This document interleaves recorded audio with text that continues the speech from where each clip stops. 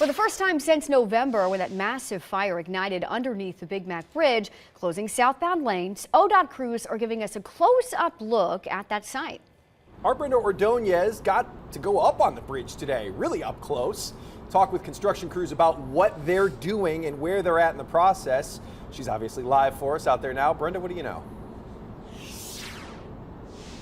Yeah, Ken. Well, of course, since no one has really been able to go up on that bridge except construction crews since that November 1st fire, it's been really hard to see kind of what daily progress is being made on the bridge today. I got a glimpse of that. Crews are working hard. The bridge is starting to look like a bridge again. Crews telling me they have one more hurdle to get through in order for these lanes to reopen. ODOT's Kathleen Fuller at the wheel, driving us onto still closed southbound lanes on the Big Mac Bridge.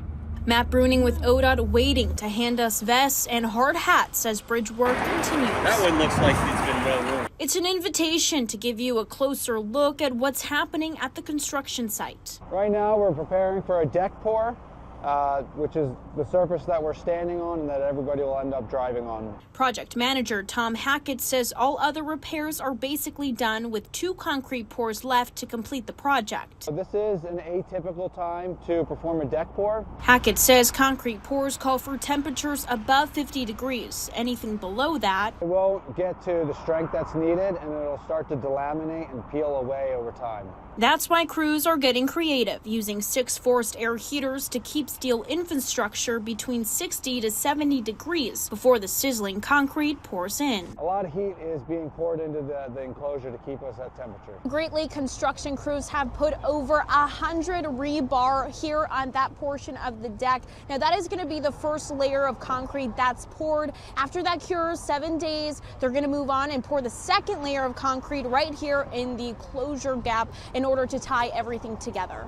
After we pour the concrete, we'll set some of these inside on top of the deck concrete, and then we'll cover it with more blankets to encapsulate the closure, and then we'll be able to monitor that during the cure period as well.